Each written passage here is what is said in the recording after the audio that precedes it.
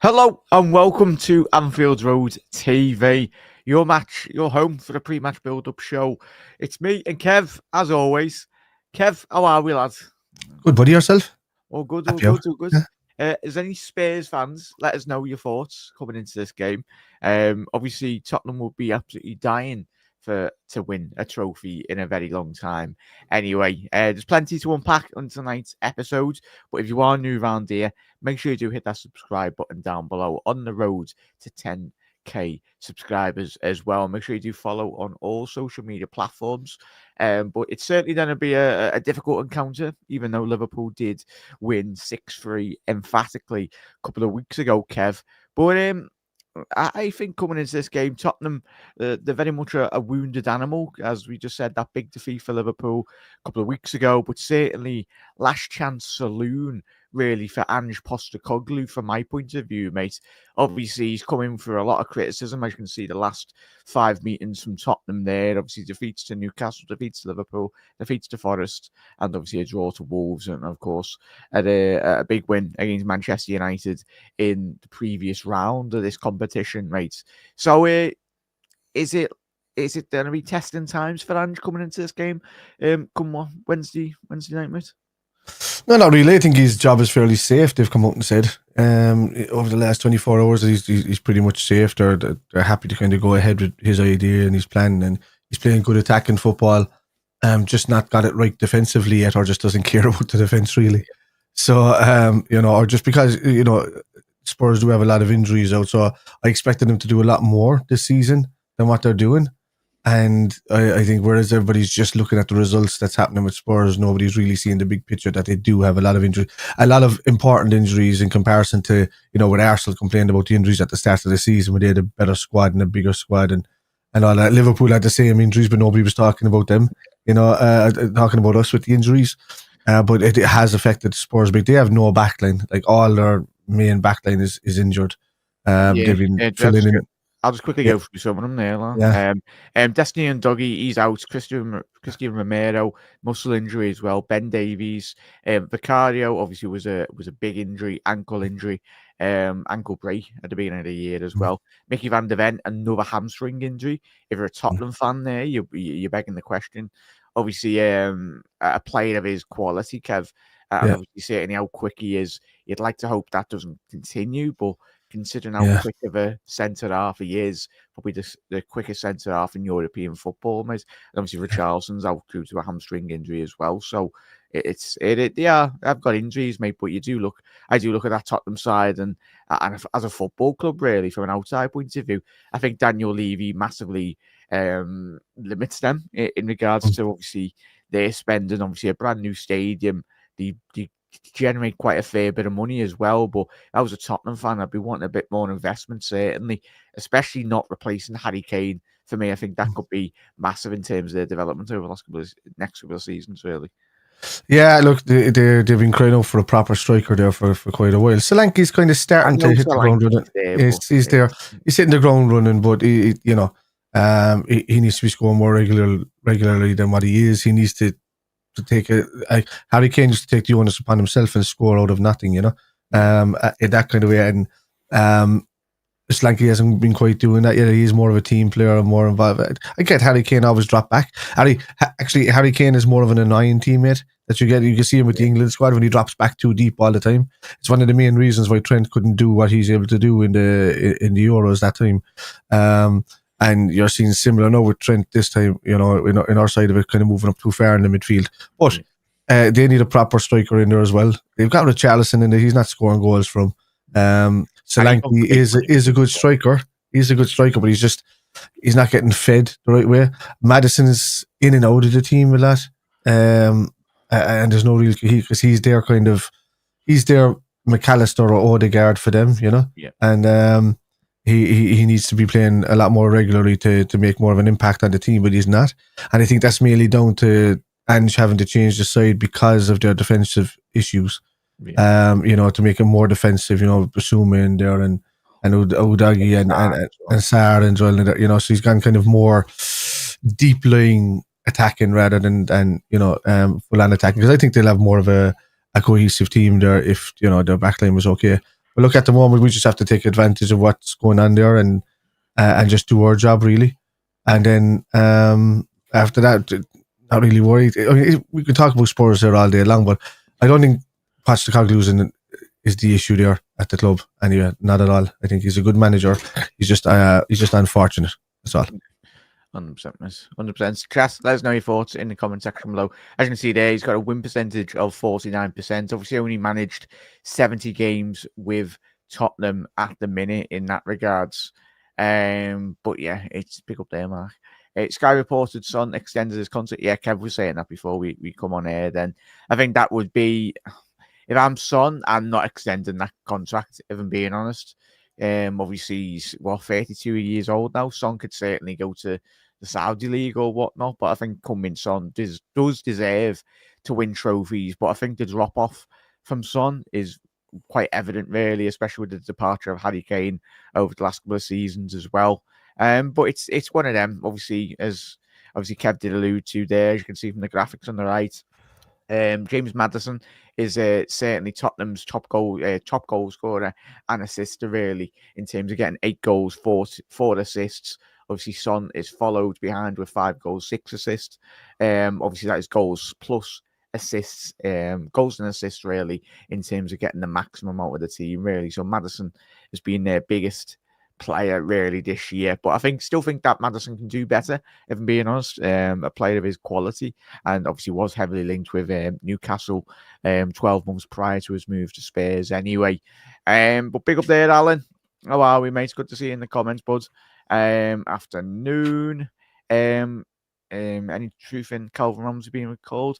Not at the minute, Alan. And I think even if we do bring him back, Alan, I think it will be very much with a view to selling in the transfer window anyway. We're looking like, obviously, we're loaning back out Stefan Bajcetic, obviously, to Real Betis, and obviously with Ben Doak looking like a potential full move to Crystal Palace or another team that might come in and obviously offer Liverpool that 30 million that Liverpool have placed upon his shoulders anyway.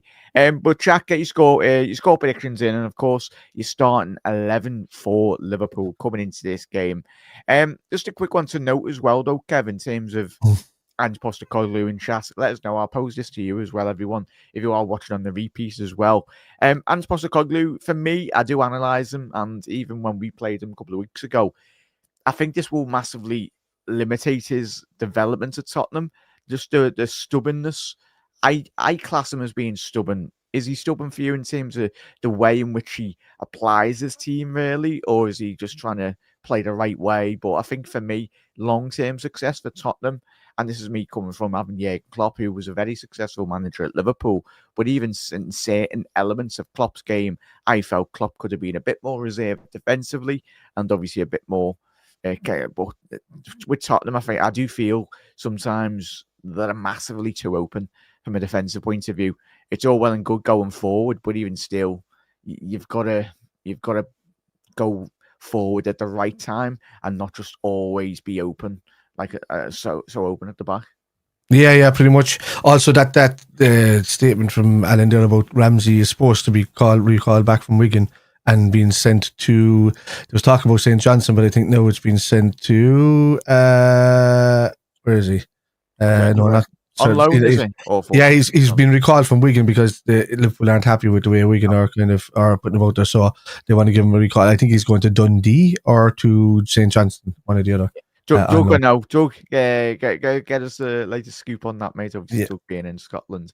I think he needs to go back to Scotland. That's what he was doing. Shout out the window, Doug. Ask him there. Yeah, there you go. Doug. Yeah, well, with Ange Postecoglou, look, he's a creature of habit, like Klopp, like Pep. They like having their set kind of styles of play, and they don't really deviate from that. There's a difference between him and like a Slot or even an Amorim at times that they can kind of and an Ancelotti, that they can change formations, change styles of players, and have the players to do that within the team. Whenever they kind of want, really. But look, if he's stubborn that way and he wants to play that way, on the board are saying like, he's in no danger of being let go or sacked or whatever like that, then let him. He's just going to continue doing what he's doing because he knows he'll just get enough points to get where he needs to go. Maybe give a big push at the end of the season, when he gets a couple of players back and a bit more stability, he can probably push for maybe top 4, sometime maybe top 6 at least. I think Spurs are better off if they're not going to go for the top 4 to just avoid Europe this season for next season, and then just like rebuild the team to challenge in the league and domestic cups because they're desperate for a cup. The miles off it, mate. The 10 points off Manchester City, and City are in obviously sixth. Yeah. Oh yeah, so it's impossible for them to get up there. So they should really just concentrate on getting as high as they possibly can in the league. Avoid that Europa Conference League. Well, if you get the Europa League, that'll be a good step for them. But if you're not going to get that high, don't bother. Because I mean, if City are going to be the ones that are kind of labor, I can still see City creeping into the top 4. You know, they can get results, but if they don't, then you're going to have them in that kind of position that is going to be in kind of Europa League, which would be great for a change.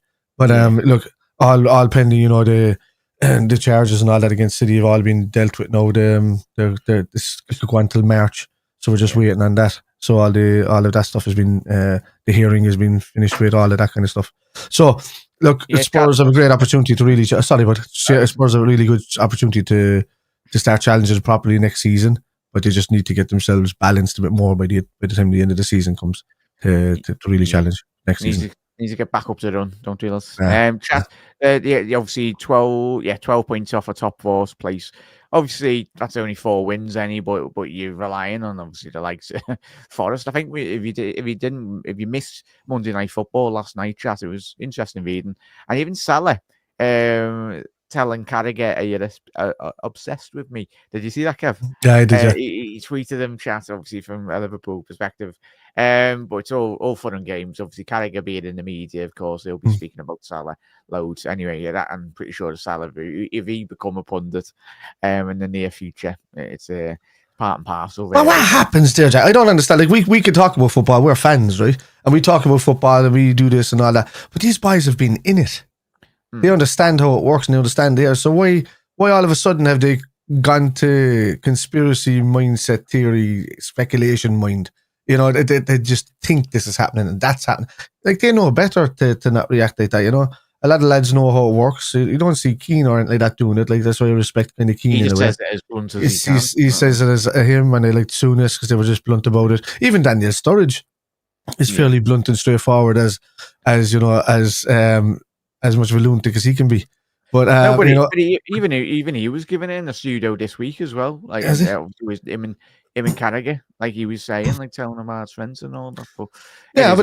But he's telling them the kind of true, whereas Carragher's dealing in speculation these days and just, you know, getting into that rumor mill. He's getting into the how would I call it? He's becoming like an ITK pundit. Him and Neville. It's all speculation and hearsay, and they're just creating scenarios in their head. But it's all for clickbait. There's nothing in it that's of any substance or any truth or any matter. It's just like, oh, I believe maybe this is that. And then other guys are like, well, no, we all played football. We know what it's like. You know, there's probably this scenario and that scenario, and that's it.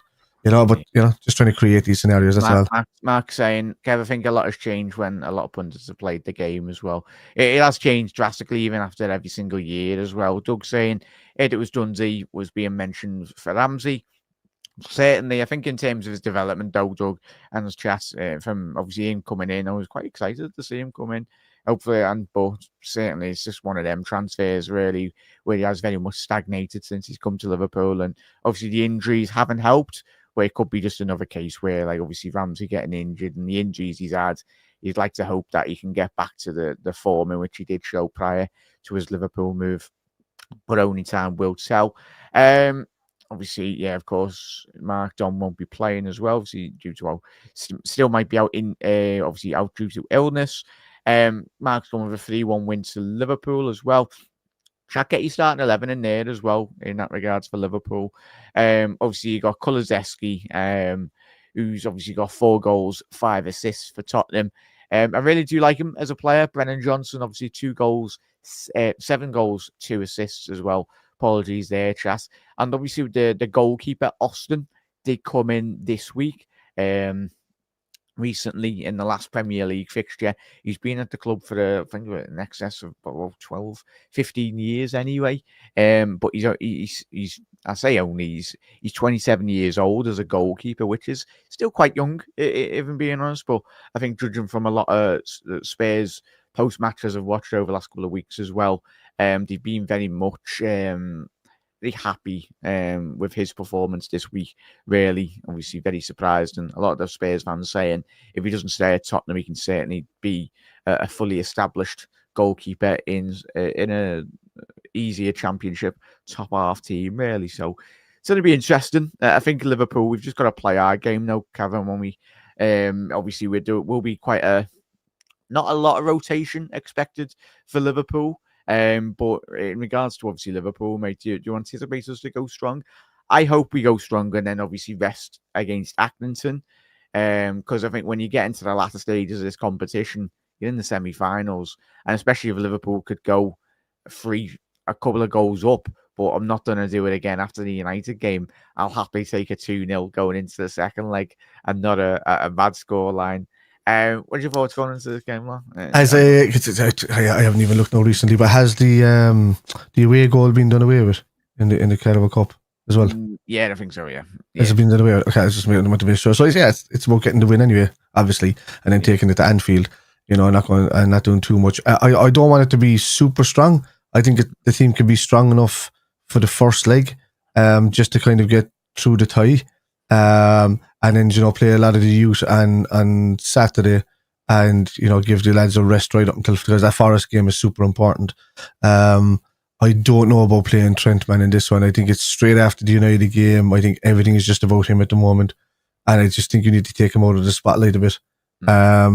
Instead of throwing him in. If he goes in there and plays well, fair enough. But look, for me, I think Bradley needs the minutes. He's more than capable of taking on a right back position against Spurs. We've seen that, most of the season where he was starting for Chelsea, scoring against Chelsea. He's a good right back, and I'd rather that stability in the back line. And I think with everything that's going on within the team at the moment, all eyes kind of pointing in the direction where it shouldn't be pointed, instead of just like at the whole team, just like playing good football on the pitch. We need to take that distraction out of the way and just get results over the next few games, and then deal with it after the transfer window, I suppose. There's a couple of weeks coming up where there's a few games. You could always bring Trent on and ease him back in these games, but I'd get Bradley up to fitness and I'd start him in these next 2 games definitely, and then see where it goes from there.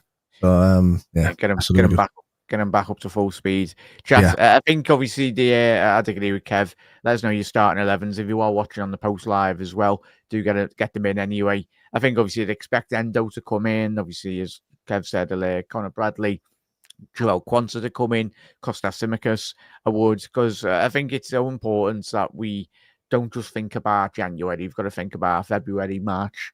The season's long, of course. If we can win another Champions League game, then obviously that final game becomes very much a dead rubber there, really. And obviously it would more or less qualify Liverpool a top spot, and that helps massively in terms of obviously the seeding for the latter stages of the competition in the Champions League as well. So it's all well and good, but certainly Liverpool, I don't think we can allow ourselves as a team or as a club really to be complacent. And I think a lot of areas of Liverpool, everyone, I think certainly me, was going complacent into that United game, and that can always happen when you are playing as well as Liverpool have been in recent weeks. It's it does happen, and sometimes you do need to kick up the backside, really, in terms of obviously getting back on the horse, really, and just going for it again. As Alan's saying, he's going with a 2-2. Hopefully that's not the case, Alan, mate, but even still, I think he's crying at the United result. The United. Yeah. Oh, yeah. Some will either leave for Spurs. I was expecting him to look after him either as well. Expect him to look after him, obviously, as a captain. I'll tell you what, if Tottenham did lose Son, I think they'll be in massive dire straits, really, in that regard. Because I think he's the last of the big players, obviously the Pochettino era of players anyway. I hope we will be fired up for it as well. The cup is important, but not the cost of the league, obviously. And that's the thing, innit, Kev? Mark, great comment there. You want to be focus on the Premier League and the Champions League, of course. We're well capable as a team to challenge for all of them. You know, we shouldn't be. Go back 3 seasons ago when we weren't even at our greatest and we were challenging for a quad. You know, this is a much more balanced side that have more longevity, and we don't look kind of tired. I think, to be honest with you, even in the United game today, I think lads look more sick than tired, because I watched a few of them coughing and choking at the side, and I just think that even though maybe they weren't struck down with sickness, they kind of felt it as the game went on. So I think there was 1 or 2 lads that felt it there easily. They looked a bit lethargic, a little bit tired, and others were just shite. But but outside that, but even at that, I don't know what I can't explain that too. All I can explain is that not that United up their game, because they were just playing long ball over Trent really, and they didn't do much after that. It's just, you know, just don't have that complacency slip in again. You know, get this game over the line against Spurs. Use that as a stepping stone again to just get back into that feeling of because that it does feel like a loss to Liverpool.